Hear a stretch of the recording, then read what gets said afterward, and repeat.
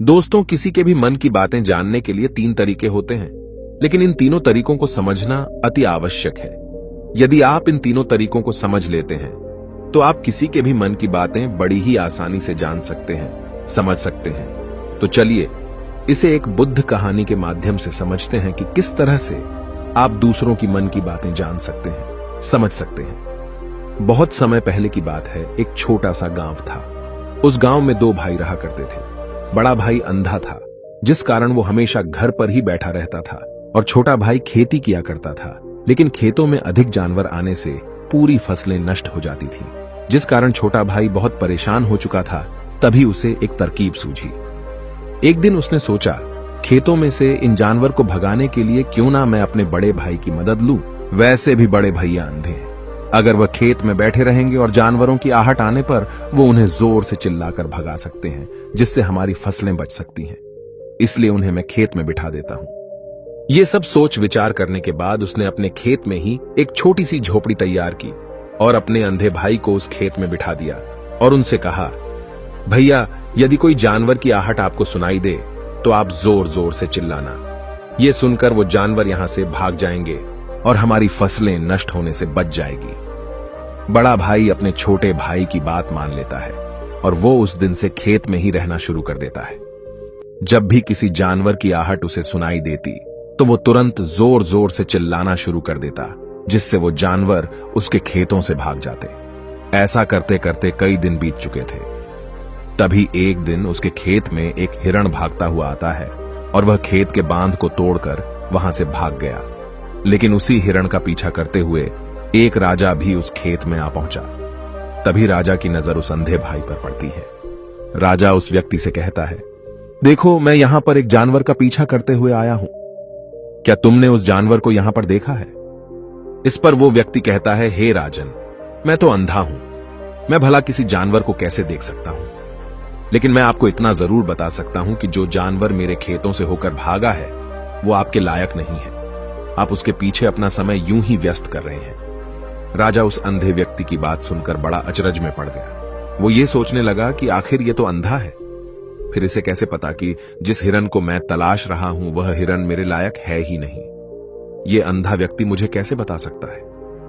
तभी राजा उस अंधे व्यक्ति से कहता है, कहीं तुम मुझसे झूठ तो नहीं कह रहे? एक तरफ तुम ये कहते हो कि तुम अंधे हो और दूसरी तरफ तुम ये भी कह रहे हो कि जो जानवर यहां से भागा है वो मेरे लायक नहीं है। इस पर वो अंधा व्यक्ति कहता है, हे राजन, जिसे आप एक हिरण समझ रहे हैं, असल में वो एक हिरण नहीं है, बल्कि एक हिरणी है, और वो भी गर्भवती है। और जहां तक मुझे ज्ञान है, मैंने कभी किसी राजा को किसी गर्भवती हिरणी का शिकार करते हुए नहीं सुना है। और इसी कारण मैं आपसे ये कह रहा हूं कि वो हिरणी आपके लायक नहीं है। आप उसके पीछे अपना समय व्यर्थ ना करें। यह सुनकर राजा और भी अचरज में पड़ गया। वो ये सोचने लगा कि आखिर ये अंधा आदमी ये कैसे जान सकता है कि वो हिरणी है और गर्भवती है। राजा कुछ देर सोच विचार करने के बाद अपने सेनापति से कहता है, सेनापति जी, मुझे वो जानवर जिंदा चाहिए, क्योंकि मुझे यह पता करना है क्या वह हिरणी है और क्या वह गर्भवती है। क्योंकि यह अंधा आदमी बहुत विश्वास के साथ कह रहा है और मुझे इस बात की पुष्टि करनी है। यदि वह हिरणी हुई और गर्भवती हुई तो वह हमारे शिकार के लायक नहीं है, क्योंकि हम तो एक हिरण का पीछा कर रहे थे। इसलिए जाओ और पता करो कि क्या वो हिरणी है। सेनापति राजा से आज्ञा लेकर आगे की ओर बढ़ चलता है और कुछ देर बाद जब वह वापस लौट कर आता है तो वह राजा को कहता है, हे राजन, इस अंधे आदमी ने जो भी बातें कही हैं वो बिल्कुल सही हैं। वो एक हिरणी ही है और वह गर्भवती भी है। यह सुनकर राजा आश्चर्यचकित रह गया। उसे समझ नहीं आ रहा था कि आखिर अंधा आदमी कैसे पता कर सकता है कि वह जानवर एक हिरणी है, और तो और वह गर्भवती है। भला एक अंधा आदमी यह कैसे देख सकता है, यह कैसे जान सकता है? आखिर इसे यह कैसे पता चला? ऐसे कई सारे प्रश्न अब राजा के मन में उमड़ने लगे। अब राजा ने यह ठान लिया था कि मुझे इस बात की तह तक पहुंचना ही है कि आखिर यह अंधा आदमी कैसे जानता है कि वह जानवर एक हिरणी है। ये सोचकर राजा उस अंधे आदमी के पास जाता है और उस अंधे आदमी से कहता है, देखो, मैं ये तो नहीं जानता कि तुम सचमुच अंधे हो या नहीं, लेकिन मैं तुमसे एक बात जानने आया हूं। क्या तुम मेरे प्रश्न का सही सही जवाब दोगे? इस पर अंधा व्यक्ति कहता है, हे राजन, आप जो कुछ पूछना चाहते हैं मुझसे पूछ सकते हैं, मैं आपको बिल्कुल सच सच जवाब दूंगा। इस पर राजा कहता है, देखो, एक तो तुम कहते हो कि तुम अंधे हो और दूसरी तरफ तुमने यह बता दिया कि जिस जानवर का पीछा मैं कर रहा हूं वह एक हिरणी है, और तो और वह गर्भवती भी है। आखिर तुम्हें यह कैसे पता चला? तुम्हारे खेत में और भी तो जानवर आते होंगे, और भी तो जानवर यहां से गुजरते होंगे, फिर तुमने यह कैसे अंदाजा लगाया? तभी वह अंधा व्यक्ति राजा से कहता है, हे राजन, आप जिस हिरणी का पीछा कर रहे थे वही हिरणी जब मेरे खेत में आई, उसकी रफ्तार और उसके भागने की आहट से मुझे यह एहसास हो चुका था कि यह एक हिरणी है, और मेरे खेत की जो बांध है वह बहुत छोटी है, उसकी ऊंचाई ज्यादा नहीं है। यदि कोई हिरण होता तो उस बांध को बड़ी आसानी से लांघ जाता, लेकिन वह हिरणी इस बांध को तोड़कर भागी है, और यदि वह इस बांध को छलांग लगाकर पार करने का प्रयास करती तो इससे उसके बच्चे को खतरा होता, और इसी बात से मैंने यह पता लगा लिया कि वह गर्भवती है। इस कारण वह ज्यादा ऊंची छलांग न लगाकर मेरे खेत की बांध को तोड़ते हुए भाग गई। इस पर राजा के मन में एक और प्रश्न उठा। राजा ने कहा, किंतु तुम्हें कैसे पता चला कि वो एक हिरणी ही है, और भी तो कोई जानवर यहां पर आ सकते हैं? इस पर वो अंधा व्यक्ति कहता है, हे राजन, मैं पूरा दिन सुबह शाम यहीं पर बैठा रहता हूं, और मेरी सुनने की शक्ति बहुत तेज है।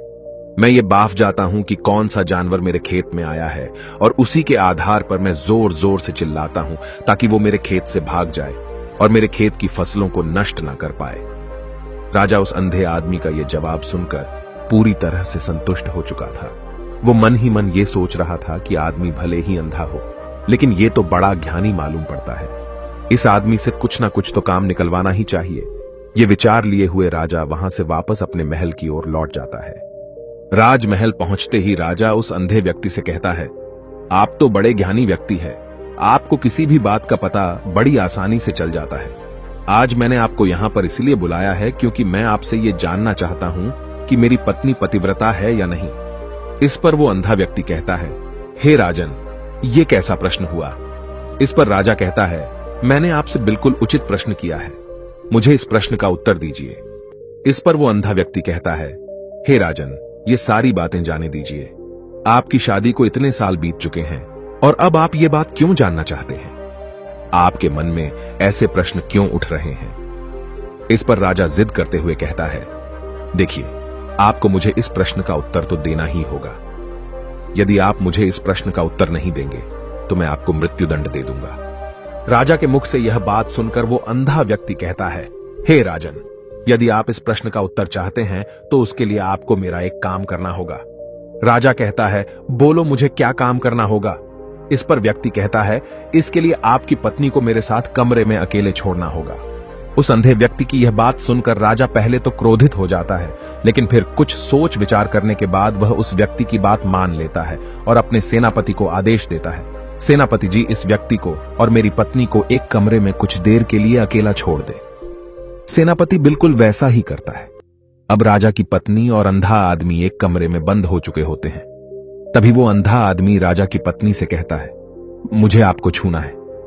इस बात पर रानी अत्यधिक क्रोधित हो जाती है और उस अंधे आदमी को वो पकड़ पकड़ कर पीटने लगती है, कभी हाथों से तो कभी लातों से तो कभी पटक पटक कर। इस तरह से उन्होंने उस अंधे आदमी की खूब पिटाई की। उसके बाद किसी तरह से वह अंधा आदमी अपनी जान बचाकर वहां से भाग निकलता है और वह राजा के पास पहुंचता है और वह राजा से कहता है, हे राजन, आपकी पत्नी पतिव्रता नहीं है। ये बात सुनकर राजा अत्यधिक क्रोधित हो उठता है और राजा अपनी तलवार निकालकर सीधा अपनी पत्नी की ओर जाता है और क्रोधित होकर वह अपनी रानी से कहता है, रानी जी, आज मैं जो भी सवाल आपसे करने वाला हूं उसका मुझे सच सच जवाब दीजिएगा, और यदि आपने एक शब्द भी झूठ कहा तो मैं आपका अभी के अभी सर धड़ से अलग कर दूंगा। तभी आगे वह राजा कहता है, मुझे बताइए, क्या आप पतिव्रता हैं या नहीं? इस पर रानी कहती है, हे राजन, आप भले ही मुझे जान से मरवा दीजिए, लेकिन मैं पतिव्रता नहीं हूं। राजा यह बात सुनकर बहुत खुश हुआ, क्योंकि उस अंधे आदमी ने जो भी कहा था वह बिल्कुल सच था। यह बात सुनकर तुरंत ही राजा उस आदमी के पास पहुंचता है और आकर उस अंधे आदमी से कहता है, तुम्हें कैसे पता चला कि मेरी पत्नी पतिव्रता नहीं है? इस पर वह अंधा आदमी कहता है, हे राजन, बड़ी सीधी सी बात है। मैंने तो आपकी पत्नी से बस इतना ही कहा था कि मुझे आपको छूना है, और इस बात पर वह इतना क्रोधित हो उठी कि उन्होंने गुस्से में आकर मुझे लात घूंसों से पीटना शुरू कर दिया। और भला कोई औरत किसी और मर्द को कैसे छू सकती है, लेकिन उन्होंने न आव देखा न ताव, बस लात घूंसे मुझ पर बरसाने शुरू कर दिए। वह भी तो एक छूना ही हुआ, और एक पतिव्रता नारी कभी भी पराये मर्द को नहीं छूती। जब मैंने उसे छूने के लिए कहा था तो वह उस वक्त मुझे मना कर सकती थी, लेकिन उन्होंने तो मुझे पीटना शुरू कर दिया और देखते ही देखते उन्होंने मेरे पूरे शरीर को छू लिया। अब आप ही बताइए, ऐसी स्त्री भला पतिव्रता कैसे हो सकती है? इस पर राजा कहता है, तुम तो बड़े ज्ञानी मालूम पड़ते हो। अच्छा ठीक है, चलो तुम मेरे एक प्रश्न का और जवाब दो। यदि तुमने मुझे इस प्रश्न का सही सही जवाब दे दिया तो मैं तुम्हें यहां से जाने दूंगा। आगे राजा उस अंधे आदमी से कहता है कि तुम मुझे यह बताओ, क्या मैं सच में अपने पिताजी का ही बेटा हूं या फिर किसी और का? इस पर वह अंधा भी कहता है, हे राजन, इस बात से आपका क्या लेना देना? आप किसी की भी औलाद हो, आखिर आप हैं तो इस राज्य के राजा, इसलिए इस प्रश्न को जाने दीजिए। लेकिन राजा कहता है, नहीं नहीं, मुझे इस प्रश्न का सही सही जवाब चाहिए, अन्यथा यह प्रश्न मुझे हमेशा परेशान करता रहेगा। इसलिए मैं इसका सही सही जवाब जानना चाहता हूं। यदि तुम इसका सही सही जवाब दे देते हो तो तुम यहां से जा सकते हो, मैं तुम्हें नहीं रोकूंगा। इस पर वह अंधा आदमी कहता है, हे राजन, इसके लिए तो मुझे आपके मां के पास भी जाने की कोई आवश्यकता नहीं है। मैं आपको अभी अभी यह बता सकता हूं कि आप किसकी औलाद हैं, लेकिन उससे पहले मैं चाहता हूं कि आप मुझसे एक वादा करें कि आप मुझ पर क्रोध नहीं करेंगे। राजन ने कहा, मैं तुमसे वादा करता हूं, मैं तुम पर क्रोध नहीं करूंगा। इसके बाद वह अंधा आदमी राजा से कहता है, हे राजन, आप है तो अपने ही पिता के पुत्र, लेकिन आप पर एक कंजूस सेठ की छाया पड़ी हुई है। यह सुन राजा बहुत क्रोधित हो उठा और वह तुरंत तलवार निकालकर अपनी मां के पास जा पहुंचा। वह वहां पर पहुंचने के बाद अपनी मां से कहता है, मां, मुझे सच सच बताइए, क्या मैं अपने ही पिता का पुत्र हूं या नहीं? यदि आपने मुझे सही सही नहीं बताया तो वह यहीं पर अपने प्राण त्याग दूंगा। मुझे बताओ क्या सच है? इस पर उस राजा की मां कहती है, बेटा, तू है तो अपने ही पिता का पुत्र, लेकिन तुम्हारे ऊपर एक कंजूस सेठ की छाया पड़ी हुई है। जब मैं एक बार नहाने के बाद अपना मुंह आईने में देख रही थी, तभी उस कांच के पीछे मुझे एक कंजूस सेठ नजर आता है और उसी की छाया तुम पर पड़ चुकी है। यह सुन राजा बहुत खुश हो जाता है और वह तुरंत दौड़ा दौड़ा वापस उस अंधे आदमी के पास पहुंचता है और उस अंधे आदमी से कहता है, तुम्हें यह कैसे पता चला कि मुझ पर एक कंजूस सेठ की छाया पड़ी हुई है? इस पर वह आदमी कहता है, हे राजन, आपने मुझसे कई सारे सवाल पूछे जिनका जवाब मैंने आपको सही सही दिया है। यदि कोई और राजा होता तो मुझे इसके बदले में ढेरों सारे इनाम मिल चुके होते, लेकिन अब तक आपने एक फूटी कौड़ी तक नहीं दी है। इस बात से ही मैंने अंदाजा लगा लिया था कि आप बहुत कंजूस हो। यह बात सुनकर राजा जोर जोर से हंसने लगा और कहता है कि आप जो भी मांगेंगे वह मैं आपको अवश्य दूंगा, लेकिन मुझे यह बताओ कि तुम्हें कैसे पता चल जाता है कि कौन सी बात सही है और कौन सी गलत? तुम किसी भी बात का इतना सटीक और सही जवाब कैसे दे पाते हो? इस पर वह अंधा आदमी कहता है, हे राजन, मैं तो वैसे ही अंधा हूं। यदि मेरी आंखें होती तो मैं किसी की भी मन की बातें बड़ी सरलता से जान लेता। मन की एक भाषा होती है और यह भाषा मनुष्य के शरीर के व्यवहार के रूप में देखी जा सकती है। उसकी आंखों से, उसके होठों से, उसके काम करने के तरीके से, उसकी क्रियाओं से पता किया जा सकता है कि उसके मन में क्या चल रहा है। उसके आधार पर हम किसी के भी मन की बातें जान सकते हैं। लेकिन मैं तो अंधा हूं, मैं देख नहीं सकता, इसलिए मैं क्रियाओं से देखता हूं। यदि मुझे कोई बात जाननी हो तो अगले आदमी को कुछ काम देना पड़ता है, जिस पर वह व्यक्ति किस प्रकार काम करता है, किस तरीके से इस काम को करता है, उसके आधार पर ही मैं यह पता कर पाता हूं कि उसके मन में क्या चल रहा है। तभी वह राजा कहता है, तो क्या इसका अर्थ यह हुआ कि मैं भी किसी के मन की बातें जान सकता हूं? इस पर वह अंधा आदमी कहता है, हे राजन, अवश्य आप भी किसी भी व्यक्ति के मन की बात जान सकते हैं, किंतु उससे पहले आपको अपने ऊपर काम करना होगा, और वह काम है अपने मन को शांत करना, अपने मन को वर्तमान में लाना होगा, जिसके लिए मैं आज आपको 3 तरीके बताने वाला हूं। और ये तीनों ही तरीके बड़े ही आसान और सरल हैं। किंतु हे राजन, उससे पहले आपको एक काम करना होगा, अपने मन को एकाग्र करना होगा। जब हम अपने मन को एकाग्र करते हैं, अपने मन को वर्तमान में लाते हैं, तो हम दूसरे के मन की बात जान सकते हैं, क्योंकि वह आदमी अभी भी अपने मन में वर्तमान में ही सोच रहा है, और हमें भी मन को वर्तमान में ही लाना होगा। तभी हम उसके मन की बातें जान सकते हैं। यदि हम अतीत में हुई घटनाओं के बारे में सोच रहे हैं, तो वह जो अगला आदमी वर्तमान में सोच रहा है, वर्तमान में अपने मन में बात कर रहा है, वह हम कैसे जान पाएंगे? क्योंकि हम तो अतीत की घटनाओं में डूबे हुए हैं। इसलिए किसी के भी मन की बात जानने के लिए सबसे पहले हमें हमारे मन को एकाग्र करना होगा, उसे वर्तमान में लाना होगा। आगे वह व्यक्ति राजा से कहता है, हे राजन, जो 3 तरीके मैं आपको बताने वाला हूं, इन 3 तरीकों से बड़ी आसानी से किसी के भी मन की बातें जान सकते हैं। उसके बाद वह अंधा आदमी राजा से कहता है, हे राजन, जो सबसे पहला तरीका है वह है आंखों पर ध्यान देना। किसी व्यक्ति से बात करते वक्त उसकी आंखों में देखना, उसकी आंखों पर ध्यान देना जो सबसे ज्यादा जरूरी है, क्योंकि आंखें बोलती नहीं पर बहुत कुछ कह जाती हैं। यदि हम किसी व्यक्ति की आंखों के इशारों को समझना सीख जाएं, हम यह जान पाएंगे कि व्यक्ति के दिमाग में क्या चल रहा है, वह क्या सोच रहा है और अभी वह क्या करने वाला है। मेरे पास आंखें नहीं हैं, लेकिन मैंने अपने गुरु से यह विद्या सीखी है, क्योंकि बहुत सालों पहले मेरे पास आंखें थीं और मैं उस वक्त लोगों के मन की बातें केवल उनकी आंखों से ही जान लेता था। इसलिए यदि आप भी दूसरों की मन की बातें जानना चाहते हैं, तो आपको भी उनकी आंखों पर गौर करना चाहिए, जैसे कि उनका आकार कैसा है, वह कब, कहां और किधर देख रहे हैं। यदि उसकी आंखें यहां वहां घूम रही हैं, जब आप उससे बातें कर रहे हैं, तो वहां वह इधर उधर मोड़ रहा है, कभी ऊपर तो कभी नीचे या कभी आसपास, या फिर उसकी आंखें खुश नजर आ रही हैं या फिर आंखें निराश नजर आ रही हैं, जैसे कि चोर होता है। उसकी आंखों में जब हम देखते हैं तो हमें यह पता चलता है कि अगले आदमी ने कोई गलती की है। ठीक उसी प्रकार जब हम किसी चालाक व्यक्ति की आंखों में देखते हैं, तो आपको पता चलेगा कि उसकी आंखों में एक भाषा होती है। एक बहुत ही सीधा और आसान तरीका होता है। यदि आपको यह पता लगाना है कि सामने वाला व्यक्ति आपसे झूठ कह रहा है या फिर सही, तो आपको उसकी आंखों पर ध्यान देना अति आवश्यक है। यदि आपसे बात करते वक्त वह व्यक्ति अपनी आंखें यहां वहां घुमा रहा है, ऊपर नीचे, इधर उधर, दाएं बाएं, हर जगह देख रहा है, तो इसका अर्थ यह हुआ कि वह उस बात से निकलने का कोई रास्ता ढूंढ रहा है, वह कोई झूठ बना रहा है। यदि सामने वाला व्यक्ति आपसे कुछ झूठ कहने का प्रयास कर रहा है, तो वह आपसे नजर नहीं मिलाएगा। वह यहां वहां देखेगा, ऊपर नीचे देखेगा, लेकिन वह आपकी आंखों में आंखें डालकर कभी नहीं देख पाएगा, क्योंकि उसे डर है कि यदि उसने आपकी आंखों में आंखें डालकर देखी तो उसका झूठ पकड़ा जाएगा और लोगों को सच्चाई का पता चल जाएगा। और इसी प्रकार कुछ और भी भाषाएं होती हैं। जब आप किसी की आंखों में आंखें डालकर यह देखना शुरू कर देंगे कि उसके हाव भाव क्या है, ठीक उसी प्रकार चेहरे के हाव भाव होते हैं, जिससे हम मन की बातें बड़ी आसानी से समझ सकते हैं और इन्हें भी समझना बहुत जरूरी है। कभी कभी कोई व्यक्ति अपने चेहरे से जैसे आंख, होंठ और बहुत से कुछ अलग अलग व्यवहार करता है। यदि आप किसी व्यक्ति के चेहरे में गौर करेंगे तो आप आसानी से समझ पाएंगे कि वह व्यक्ति निराश है, जब व्यक्ति बहुत उदास है, या फिर वह बहुत खुश है, या फिर उसे कोई बहुत बड़ा दुख है।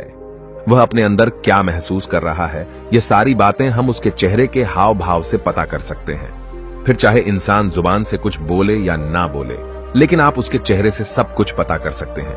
आगे व्यक्ति राजा से तीसरा तरीका बताते हुए कहता है, हे राजन, इसी प्रकार तीसरी भाषा भी है, अर्थात तीसरा तरीका भी है, और वह है हाथों के इशारे और शरीर का व्यवहार। मन की बात समझने के लिए हमें हाथ के इशारे और शरीर के व्यवहार को समझना बहुत आवश्यक है। कोई व्यक्ति जब बात करता है तो आपने देखा होगा कि वो अपने हाथों को हिलाता रहता है, अपने हाथों से इशारा करता रहता है। बातों के साथ साथ अपना शरीर का जो व्यवहार है, अर्थात बॉडी लैंग्वेज, उसका भी पूरा उपयोग करता है, जिससे हमें यह पता चल पाता है कि वह व्यक्ति हमारी बातों पर कितना ध्यान दे रहा है और उसके मन में क्या चल रहा है। शरीर के व्यवहार को देखने के लिए उसके हाथ मटकाने, शरीर मटकाने और चेहरे पर बार बार हाथ लाने, हाथों का एक दूसरे से मसलना, ऐसी बहुत सी क्रियाएं होती हैं, उस पर हमें ध्यान देना अति आवश्यक है। मन की बात को समझने के लिए हमें शरीर के व्यवहार को भी समझना पड़ता है। यदि हम इन 3 तरीकों को सही तरीके से ध्यान देकर इन 3 तरीकों को अच्छे से समझ लेते हैं, तो हम बहुत जल्दी किसी भी व्यक्ति के मन की बातें बड़ी सरलता और सहजता से जान सकते हैं। इसलिए यदि आपको किसी के मन की बातें जानी हैं, तो आपको उसकी आंखों पर, उसके चेहरे पर, उसके शरीर के हाव भाव को और उसके हाथों को ध्यानपूर्वक देखना और समझना होगा, जिससे आप यह समझ पाएंगे कि आखिरकार उसके मन में क्या चल रहा है और वह क्या सोच रहा है। लेकिन उनसे पहले आपको अपने मन को एकाग्र करना होगा, शांत करना होगा और अपने मन को वर्तमान में लाना होगा। तभी आप उस व्यक्ति की इन सभी क्रियाओं पर ध्यान दे पाएंगे, उन्हें समझ पाएंगे। अन्यथा आप यदि अतीत की घटनाओं में व्यस्त हैं, भविष्य की योजनाओं में व्यस्त हैं, तो आप उस व्यक्ति के हाव भाव पर कभी ध्यान ही नहीं पाएंगे और न ही आप कभी यह समझ पाएंगे कि आखिर उस व्यक्ति के मन में क्या चल रहा है, वह क्या सोच रहा है। आपने देखा होगा कि ऐसे कई बड़े संत महात्मा हैं जो बड़ी ही शांति से आपको देखते हैं और आपको देखकर ही ये बता देते हैं कि आपके मन में क्या चल रहा है, आप उनसे क्या जानने आए हैं। और इसका सबसे बड़ा प्रमुख कारण यही है कि वह आपको पढ़ सकते हैं, आपको समझ सकते हैं, आपकी मन की बातें जान सकते हैं, क्योंकि उनका मन एकाग्र है, शांत है और यही कारण है कि वह आपके मन की बातें बड़ी सरलता से समझ जाते हैं। यदि आपने अब तक पूरी कहानी को सुना है तो मैं आपसे एक छोटा सा अनुरोध करना चाहता हूं। कृपया इस चैनल को सब्सक्राइब करें ताकि मैं आपके लिए और भी ऐसी ही ज्ञान से भरपूर कहानियां लेकर आ सकूं। नमो बुद्धाय। मिलते हैं एक नई कहानी के साथ अगली वीडियो में।